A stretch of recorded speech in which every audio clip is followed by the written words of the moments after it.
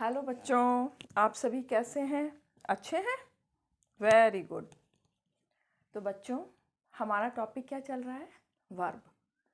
तो वर्ब क्या है? वर्ब एक डूइंग वर्ड है जिससे हमें क्या पता चलता है? किसी एक्शन का पता चलता है, स्टेट ऑफ बीइंग पता चलती है और पोजीशन पता चलता है, फीलिंग्स पता चलती हैं। हमने वर्ब में ही सबसे जो मेन वर्ब है, मेन वर्ब कई तरीके की है, तो उसमें हमने लिंकिंग वर्ब, लास्ट टॉपिक क्या था हमारा? लिंकिंग वर्ब था। और लिंकिंग वर्ब का क्या काम है? लिंक करने का काम है।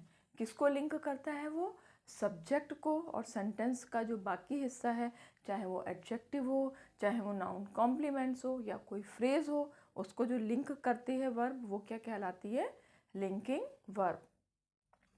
उसमें हमने एक चीज़ और क्लियर करी थी, आपका कन्फ्यूज़न, कि अगर हेल्पिंग वर्ब और लिंकिंग वर्ब में कन्फ्यूज़न नहीं हो जाए, क्योंकि वो भी is are am was were होती है, इसमें भी ये यूज़ होता है। तो उसके लिए क्या था सबसे आसान तरीका, कि यदि सेंटेंस में मेन वर्ब दी हुई हो तो उसके साथ आने वाली इज़ आर एम क्या होता है? हेल्पिंग वर्ब होता है। अगर मेन वर्ब नहीं दी है तो वो क्या होता है? लिंकिंग वर्ब होती है। लिंकिंग वर्ब का काम क्या होता है? लिंक करने का काम होता है। हेल्पिंग वर्ब का क्या काम होता है? वो मेन वर्ब की हेल्प कर रही होती है। तो इतना तो हम सब पढ़ चुके हैं। आज हम क्या पढ़ेंगे? Transitive and intransitive verb. तो सबसे पहले हम इसकी डेफिनेशन लिख देते हैं। मैं ट्रांजिटिव वर्ब को टी लिख देती हूँ, आपको समझ में आ जाएगा। Transitive verb is a verb that requires an object, अभी आपको मैं समझा भी दूंगी इसको, टू रिसीव। क्या रिसीव कर रहा है वो? रिसीव कर रहा है एक्शन को।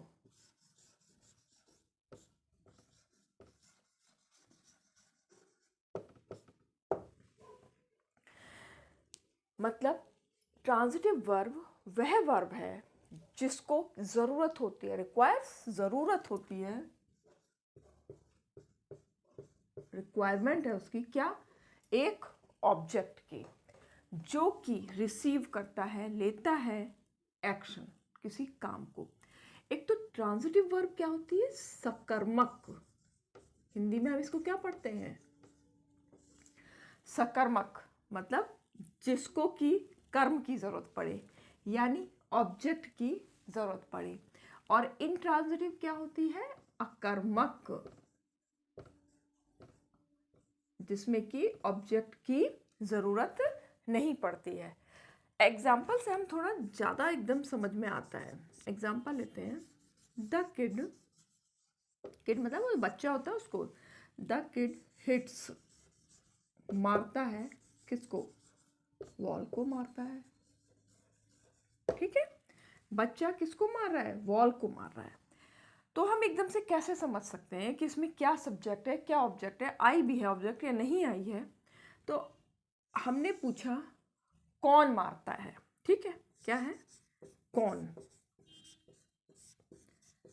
कौन मारता है का आंसर क्या आया? कौन मारता है का आंसर आया किड। यानी किड क्या है? सब्जेक्ट। इसको मैं ऐसे ही दिखा रही हूं। कौन करके जो भी आंसर आएगा वो क्या होता है? सब्जेक्ट।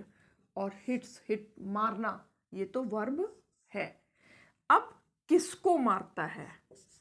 अगर हमने बोला किसको मारता है, तो किसको मार रहा है? वॉल को मार रहा है ना सेंटेंस में। यानी ये क्या है? ऑब्जेक्ट, जिसको ओ पूरा लिख दो, ऑब्जेक्ट, और ये है सब्जेक्ट। कौन मारता है का आंसर क्या है? सब्जेक्ट। और किसको मारता है का आंसर है ऑब्जेक्ट। तो इस सेंटेंस में आने वाली वर्ब क्या हो जाएगी? Transitive verb. इसको ऐसे समझ लो, अगर मैं बोलूं कहाँ गया, कि प्लीज ब्रिंग, अब बताइए आपको कुछ इससे बात समझ में आ रही है? भैया क्या लाना है क्या नहीं लाना है कुछ भी समझ नहीं आएगा, ये अपने आप में बिल्कुल अधूरा है सेंटेंस। लेकिन अगर मैं यहीं पर ही ऐसे बोल दूं कि please bring a glass of water, glass of coffee, कुछ भी, या कोल्ड ड्रिंक, जूस। अब इसमें क्या आ गया? Please bring a glass of water, यानी इसमें पता चल गया ना आपको, आपका सेंस क्लियर हो गया कि भाई क्या लाना है, अ ग्लास ऑफ वाटर लाना है। तो यहाँ पर ब्रिंग क्या है? ट्रांजिटिव वर्ब है। और ग्लास ऑफ वाटर क्या है? ये हमें लाना है, तो ये ऑब्जेक्ट है। या मैं बोल दूँ, मिटा दूँ, तभी आपने ये सब उतार ही लिया होगा। अगर आपके पास कॉपी होगी, नहीं तो स्क्रीनशॉट ले लीजिएगा। इसको भी लिखा रहने देती हूँ। मान लो मैंने बोल दिया माय मदर मेड, बताइए इसी मेरी माँ बना रही हैं। कुछ सेंटेंस अधूरा सा है ना, कुछ समझ से ही नहीं आ रहा है। तो यहाँ पे आपको ज़रूरी है कि माय मदर, भाई क्या बना रही हैं? भाई रोटी भी बना सकती हैं, मिठाई भी बना सकती हैं, केक भी बना सकती है। My mother made a cake. फिर वही क्वेश्चन आता है, कौन बना रहा है? आंसर क्या आएगा? मदर बना रही हैं। हमने हु किया तो हमें क्या मिल गया? सब्जेक्ट। मेड क्या है? वर्ब है। क्या बना रही हैं?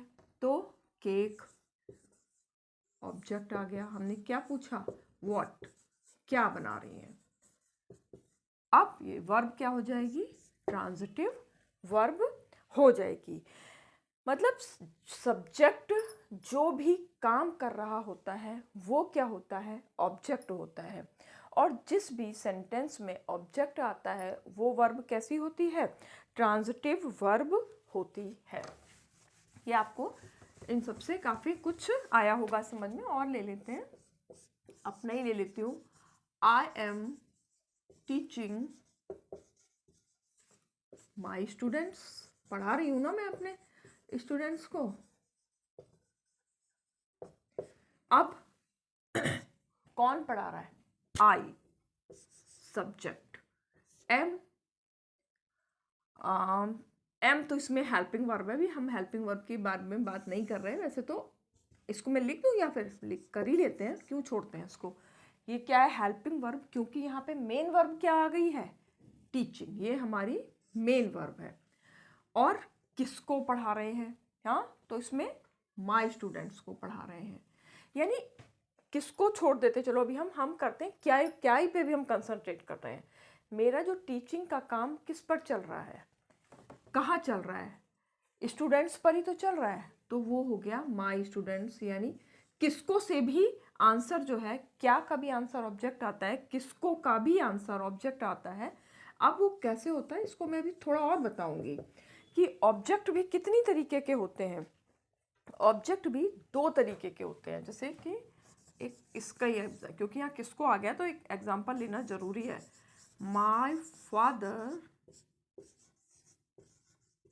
Gave me a gift on my, वो जल्दबाजी में करने से लिखने में और देरी होती है। On my birthday.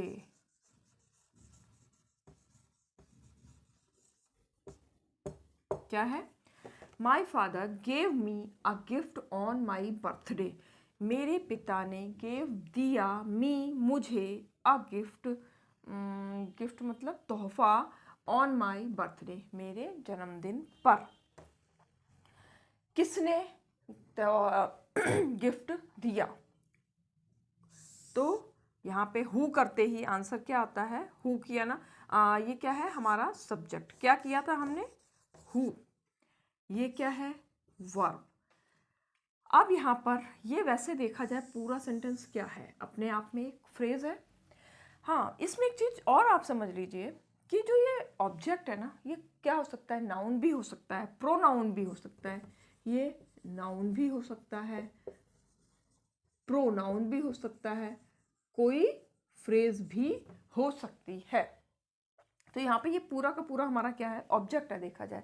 पर यहाँ पर ऑब्जेक्ट भी दो तरीके के होते हैं। कौन कौन से? एक होता है डायरेक्ट ऑब्जेक्ट, एक होता है इनडायरेक्ट ऑब्जेक्ट। इसको थोड़ा मिटाना ही होगा, अब तो ये आपने देख ही लिया है, समझ ही गए हैं। इसको भी मिटा देती हूँ, भी इसी एग्जाम्पल को हम देखते हैं केवल। इसको नहीं मिटाते हैं, ये तो हमारी आज की हेडलाइन है। तो ऑब्जेक्ट कितनी तरीके के हैं? दो तरीके के। एक है डायरेक्ट ऑब्जेक्ट का केवल ओ, और एक दूसरा है इनडायरेक्ट ऑब्जेक्ट। ये हमें किस तरीके से मिलेगा सेंटेंस में? अगर हमने कहा क्या, तो हमारा क्या होगा? डायरेक्ट। व्हाट? जैसे कि इसमें पिता ने दिया, क्या दिया? इसको एक गिफ्ट दिया मेरे बर्थडे पे, यानी ये क्या है हमारा? Direct object. लेकिन इनडायरेक्ट क्या है? किसको? भाई किसको दिया गया?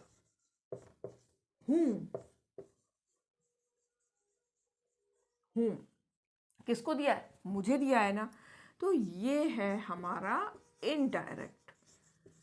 जैसे देखिए, जैसे थोड़ा थोड़ा सीढ़ी बढ़ते जाते हैं ना। हमने पहले क्या पढ़ा था कि ऑब्जेक्ट, केवल ऑब्जेक्ट, सब्जेक्ट, वर्ब और ऑब्जेक्ट।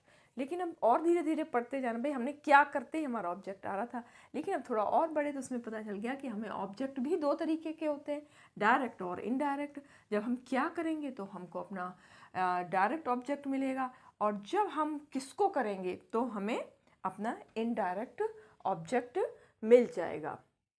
तो क्या करने से हमें क्या मिलता है? और यहाँ पे आने वाली वर्ब क्या हो जाएगी? Transitive verb. ट्रांजिटिव वर्ब कैसे हो जाती है? जैसे ही हमने देख लिया कि पीछे ऑब्जेक्ट है, तो आने वाली वर्ब क्या हो गई है? ट्रांजिटिव वर्ब हो गई है। हु करने से हमें क्या मिला है? सब्जेक्ट मिला है। और हुम, ये मैंने ऊपर लिख दिया है, हुम करने से हमें क्या मिला है? इनडायरेक्ट ऑब्जेक्ट मिला है। और व्हाट करने से हमें क्या मिला है?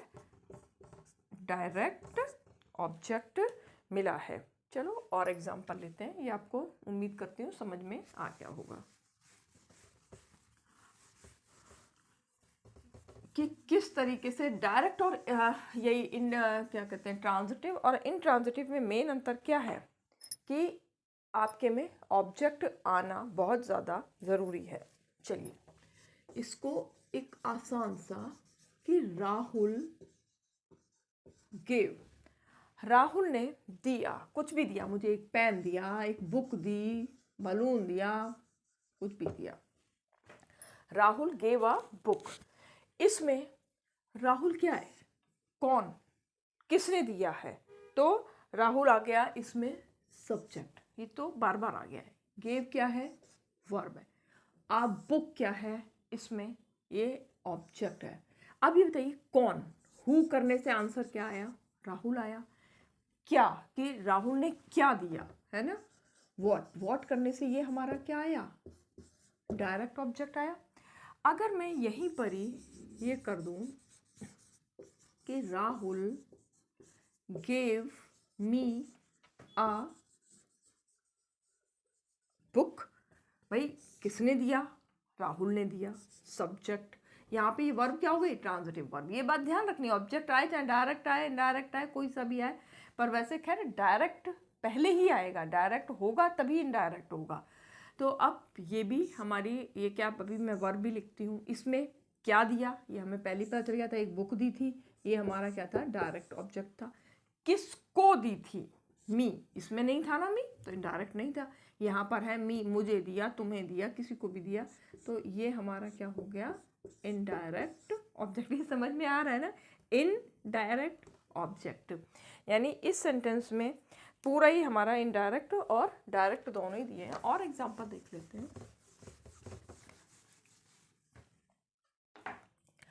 मान लीजिए, चलिए राम हो गए तो सीता भी आई जाती है। Sita passed Sita past her a glass of juice। मैं वैसे कप कॉफी लिखने जा रही थी, फिर मुझे लगा यही लिखती हूँ। अब सीता पास, पास मतलब दे रही है एक ग्लास जूस का। कौन दे रहा है? सीता दे रही है, सब्जेक्ट। पास्ट दे रही है मतलब गुजर रहा है वहां से, वर्ब। किसको दे रही है? हर, इनडायरेक्ट ऑब्जेक्ट। और क्या दे रही है? एक गिलास जूस का। ये क्या हो गया? Direct object. मुझे लगता है कि अब तक आपको ना कोई इसमें काफ़ी अच्छे से समझ में आ जाना चाहिए। एक और ले लेते हैं, चलो। कोमल brought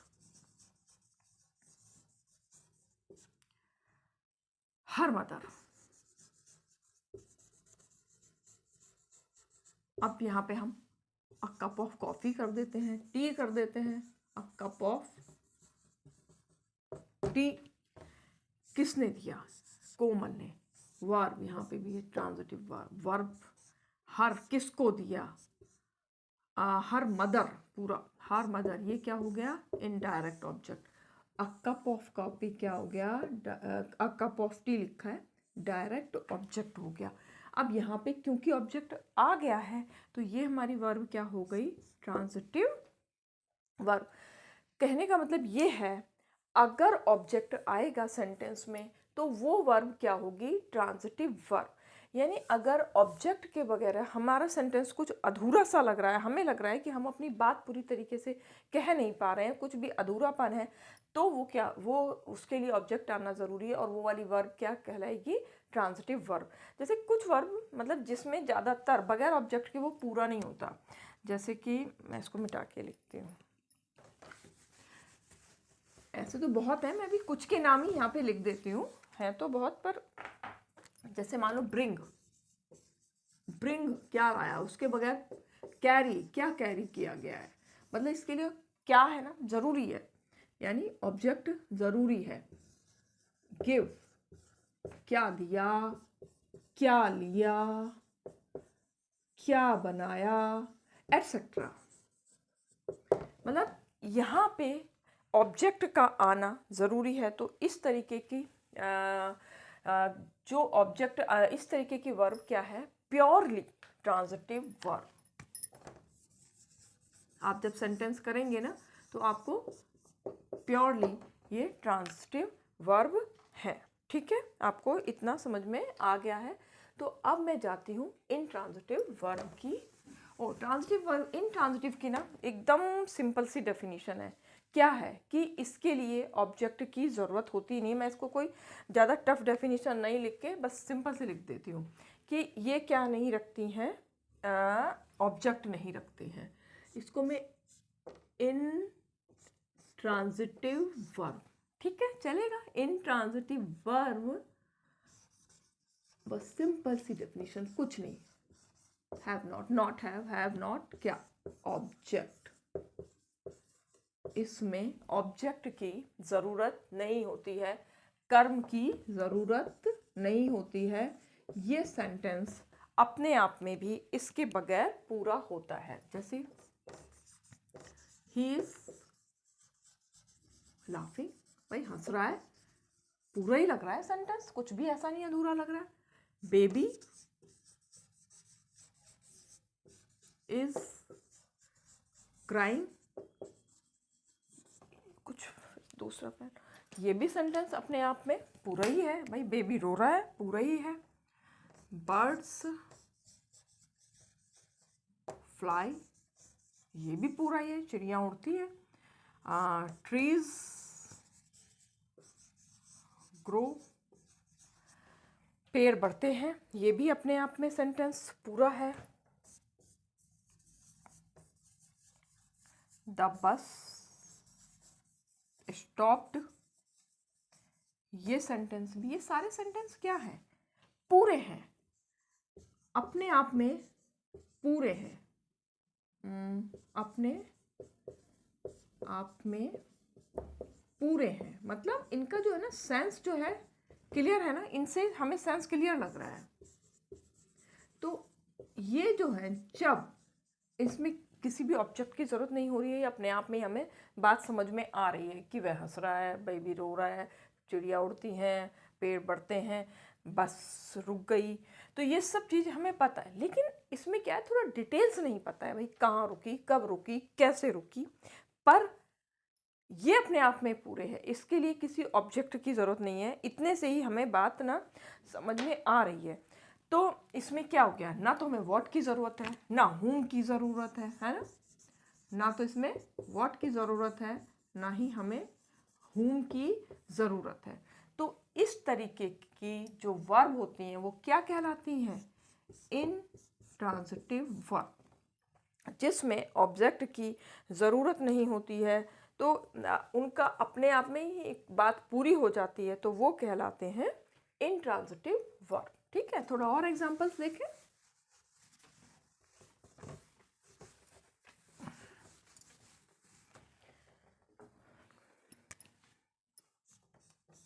the cat killed a rat. अब आप कहोगे भाई मैंने तो यहाँ पे लिख दिया ये है कि अब इसमें ये बताइए कि इसमें है ऑब्जेक्ट क्या। हाँ है कि चूहे ने बिल्ली ने किल्ड मारा एक चूहे को। हाँ, इसमें क्या हो गया, सब्जेक्ट हो गई, ये वर्ब हो गई, और ये हमारा ऑब्जेक्ट हो गया। ये ठीक है, अपने आप में पूरा है। लेकिन अगर मैं ये लिखूं द कैट, ये क्या है, ट्रांजिटिव, किल्ड, बिल्ली ने मारा, तो ये भी तो अपने आप में पूरा है। इसमें बस क्या क्यों नहीं करना है, पर है तो पूरा ही ना भाई, ये सब्जेक्ट है, इसने मारा है। तो इस तरीके का जो वर्ब कहलाती है, ये क्या कहलाती है, इंट्रांजिटिव वर्ब। और ये भी अपने आप में सेंटेंस जो है पूरा ही पूरा है। कई बार सेंटेंस में जैसे कि क्या लिख दूं, जिम लिख दूं, जिम laughed loudly, इसमें क्या, जिम हंसा जोर से।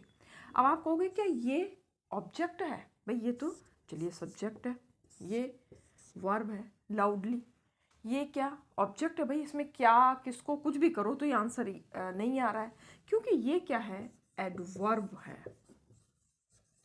तो इस तरीके की वर्ब क्या कहलाएगी, यहाँ पे भी ये इंट्रांजिटिव वर्ब है, क्योंकि इसके पीछे कोई ऑब्जेक्ट नहीं आया है, बल्कि एडवर्ब आई है।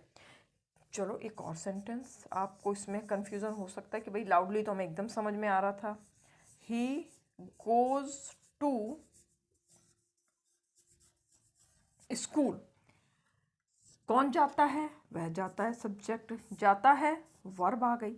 अब आप कहोगे टू, क्या ये ऑब्जेक्ट है भाई, क्या ही का अगर आंसर कि वह क्या जाता है, नहीं, कुछ सही नहीं बैठ रहा है। वह किसको जाता है, नहीं सही बैठ रहा है, क्यों, यहाँ पे टू आ गया है, टू स्कूल, ये क्या है, कॉम्प्लीमेंट है। तो इस तरीके में के भी ये जो है ये क्या कहलाएगी, इंट्रांजिटिव वर्ब, क्योंकि इसके पीछे कोई कॉम्प्लीमेंट आ गया है, कोई एडवर्ब आ गया है, कुछ भी आ गया है, लेकिन ये क्या है, ऑब्जेक्ट नहीं है, नाउन प्रोनाउन नहीं है। तो इस तरीके का जो ये वर्ब कहलाएगी, ये क्या कहलाएगी, ये कहलाएगी इंट्रांजिटिव वर्ब। इंट्रांजिटिव वर्ब के लिए क्या है, पीछे की तरफ क्या नहीं आएगा, सिंपल सी बात है कि ट्रांजिटिव में तो ऑब्जेक्ट आ जाएगा, और इंट्रांजिटिव के लिए कोई भी ऑब्जेक्ट नहीं आएगा। अब इनमें से भी कुछ चीज़ें हैं कि जो काफ़ी क्लियर इंट्रांजिटिव है, जैसे कि अभी आया था लाफ, आया था ना, अपने आप में लाफ से ही पूरा हो रहा था, क्राई से भी पूरा हो रहा था, डाई से भी पूरा होगा, लिव से भी सेंटेंस हमारा लगभग सा पूरा सा हो जाएगा। इस तरीके से ही अगर रन है, गो है, कम है, इन शब्दों का, ये जो वर्ब के लिए जो ये प्रयोग होंगे, इनके लिए हमें ऑब्जेक्ट की ज़रूरत नहीं है। ये अपने आप में ही अगर हम ये लगाएंगे वर्ब तो सेंटेंस क्लियर हो जाएगा। तो इस तरीके की वर्ब क्या कहलाती हैं? Purely intransitive.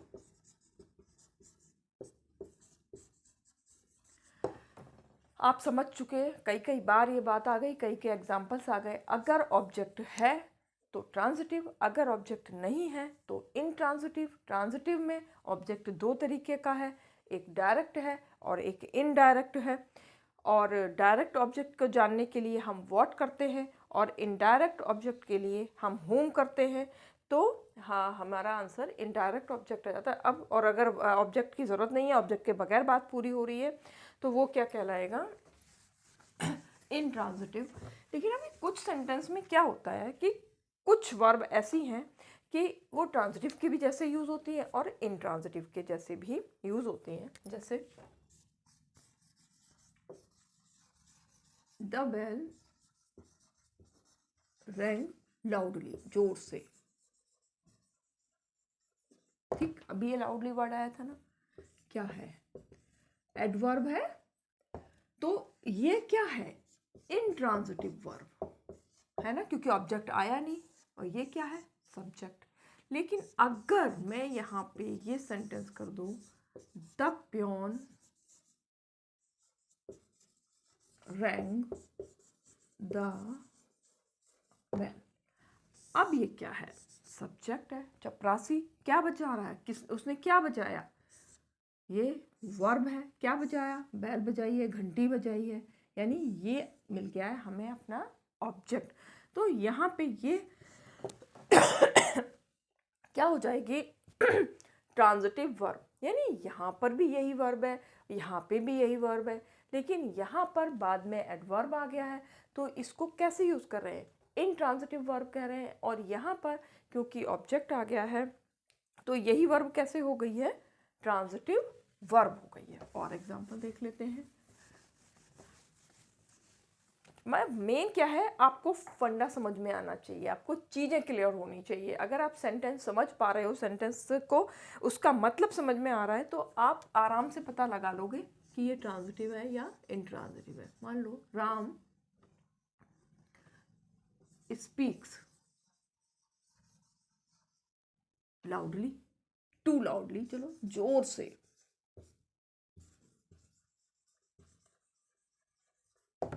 अब यहाँ पे क्या है? कौन बोल रहा है? किसने बोला है? सब्जेक्ट राम, ये वर्ब, और ये फिर से एडवर्ब आ गया है। यानी ये वाली स्पीक्स यहाँ पर क्या होगा? ये है इनट्रांजिटिव वर्ब, क्योंकि इसके पीछे क्या आ गया था? एडवर्ब आ गया है। तो एडवर्ब के आते ही ये वाली वर्ब कैसे? अगर पीछे एडवर्ब है, ऑब्जेक्ट नहीं है, तो ये क्या हो गई? इनट्रांजिटिव।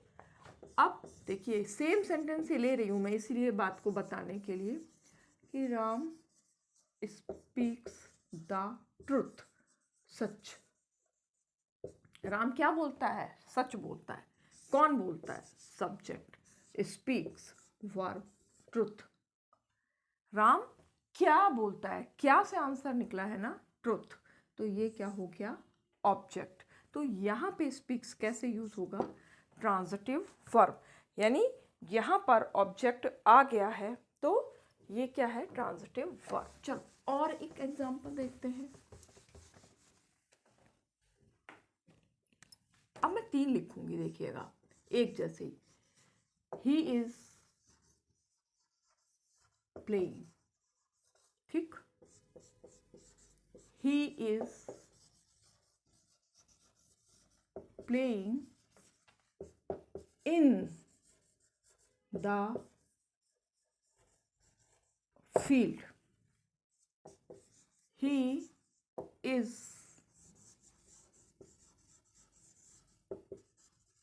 playing football. 3 सेंटेंस हो गए। ही इज प्लेइंग, वो खेल रहा है। अपने आप में बात पूरी हो रही कि वो खेल रहा है, डिटेल्स ही तो नहीं पता है हमें। तो इसमें ये क्या हो गई? Intransitive verb. अब आपको क्या ये ऑब्जेक्ट लग रहा है? नहीं ना, he is playing in the field. ना तो ये क्या से इन द फील्ड, ना तो ये आंसर कि वह क्या खेल रहा है, नहीं है आंसर। वह किसको खेल रहा है, नहीं है आंसर। ये क्या है? एक तरीके से कॉम्प्लीमेंट ही है।